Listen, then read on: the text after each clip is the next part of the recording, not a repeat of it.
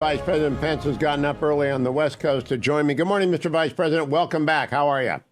Hey, good morning, Hugh. We're a short night, but big night last night. I'm actually speaking to you from just outside the Ronald Reagan Library, and couldn't think of a better way to start the day than on the Hugh Hewitt Show. Well, thank you, sir. If I'd been on the panel last night, I would have asked you first, but I would have asked everyone else the same question. Why would you be a better commander-in-chief than former President Trump? Right. Well, I actually think that is a central question that all of us should be able to answer. And I think in my case, it's the range of experience that I've had, that I not only served as Vice President of the United States, traveled the world representing our country. I have met and spoken to Vladimir Putin, met and spoken with President Xi. I know our allies around the world. I understand the challenges that we're facing, but also because I was 12 years in the Congress of the United States, I believe I'm uniquely qualified to be able to go to the Congress and build a military fitted to the challenges of the 21st century, Hugh. Look, when we came into office, we had to rebuild our military, and with armed services members in both of our families, it's very personal. But the truth is, Obama had spent years of reckless budget cuts. But when you look at what's happening in Eastern Europe, Russia on the move, China continuing to menace in the Asia Pacific, I laid out a plan for a 355-ship Navy, for making investments in our long-term strategic arsenal to accelerate investment in hypersonic. It's going to take somebody that knows the Congress, knows the people there, can sell that case, can build out that military. That's how we achieve peace through strength. And I think that combination is what prepares me for that role. But the former president has already done it. Why would you be better than the former president doing it going forward?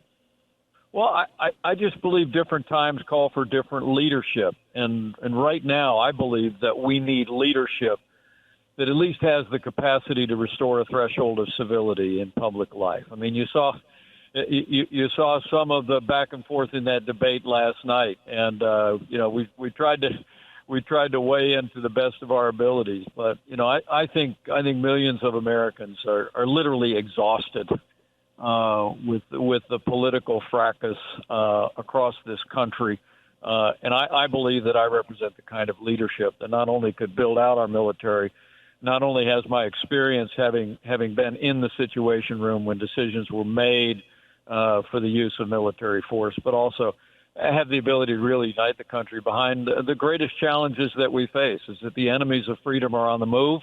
We got to find a way to bring the American people together. I believe I can do that. I would also have asked you and every other candidate, because I do think the intense need to develop conflict drives television networks crazy as opposed to get answers. Why would you be better at dealing with Xi Jinping and the Chinese Communist Party, which is our number one existential threat for a lot of reasons, than Donald Trump or anyone else on that stage? Well, as you know, in 2018, I articulated our administration's change strategy toward China in that speech at the Hudson Institute. I returned a week and a half ago to Hudson Institute to articulate my vision with regard to China. It all begins with building that military I just described, fitted to the times, and increasing tariffs on China, restricting access to our country until they abandon trade abuses, intellectual property theft, until they end their military provocations. But also it very specific efforts that ending the H-1B program for Chinese nationals who've been used for intellectual property theft, ending the sale of farmland to China and land near strategic assets in our country. It's just I've spoken to President Xi. I've looked him in the eye. I help lead our administration's effort. I understand who we're dealing with China, and it is the greatest economic and strategic threat facing the United States of America. And we have to meet this moment with experience that's fitted to the times. And I believe in all humility that I'm that man. Now, you got a question from our Univision host about LGBTQ, and I turned to my colleagues. I said, this is not a GOP debate question. They're all going to say the same thing. You said it very well. The GOP is very, very, very friendly to all Americans of all persuasions and all backgrounds, come and live freely among us and all that sort of thing. But the question that did not get answered for me is whether or not Vivek is actually doing business with China, did business with China, or is advocating TikTok. Because Nikki Haley took him apart on that. What did you think of Mr. Ramaswamy's non-answer to the TikTok question? Well, I mean, earlier this year, Vivek Ramaswamy said that TikTok was digital fentanyl for America's youth.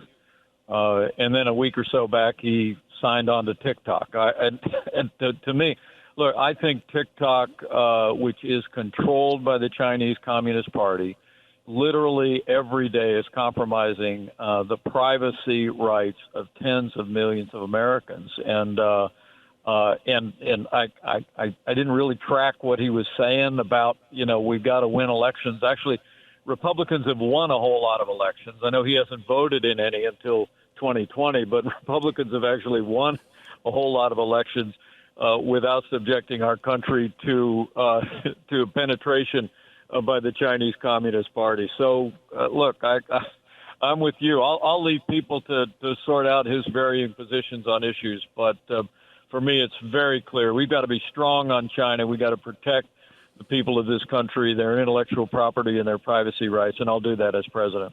I want to close by going back to the commander-in-chief. What don't these people know, Mr. Vice President? You were in the Oval a lot, once a week with the former president. You've always been very quiet about those conversations, as is respectful of the office. But what don't they know about the job? Well, I think it's just at the end of the day, the weight of decisions that have to be made. I was in the Situation Room when we watched in real time satellite imagery as our special forces descended on the compound where Abu Bakr al-Baghdadi was holed up. And I remember taking a moment before the president arrived in the Situation Room to invite all of the generals to join me in a word of prayer for our forces. It would be sliding down those ropes and going into harm's way. And having been in that moment, having been in the discussions leading up to the decision to take out Qasem Soleimani, I understand the weight of the decision that a president of the United States has to make when you're putting armed forces into harm's way. I've been there. I've been alongside. I understand it. And I have to tell you, you and I are awful proud of our families as well. I understand the unique challenges and how precious the men and women of our armed forces are to us. If I'm president of the United States, I'll make sure our soldiers, sailors, airmen, Marines, and Guardians and Coast Guard have everything they need to accomplish their mission and get home safe. As I like to say, I'll treat them like a member of my family because in our cases, Hugh, they are. Very last question, a bonus question, Mr. Vice President. Should the former president join the next debate? I think Donald Trump owes it to the Republican Party, owes it to the American people to be on that stage in Miami and answer the questions. Look, I think we are at a time for choosing in this country. It's fitting to have been able to articulate that here at the Reagan Library last night. But look, I'm a conservative. I believe in that the Reagan agenda of American leadership in the world, limited government, fiscal responsibility, traditional values.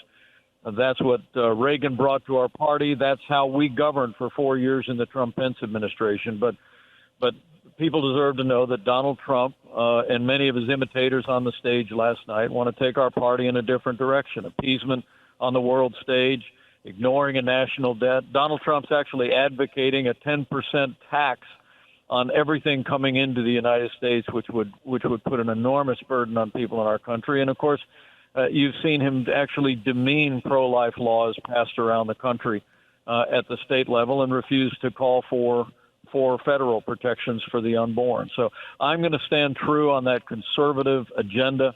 I want to make it clear to people that I believe the choice in our party is whether we're going to continue on that time-honored conservative agenda or whether we're going to follow the siren song of populism unmoored to conservative principles. And that's the choice Republicans face, and people know I'm the most consistent, the most qualified conservative in this field, and I'll be ready day one to lead us to what's always made America strong and prosperous and free. Former Vice President Pence, thank you as always for joining me. I will talk to you again down the campaign road. Have a great day, and thank you for getting up early today. You bet. Great to be with you.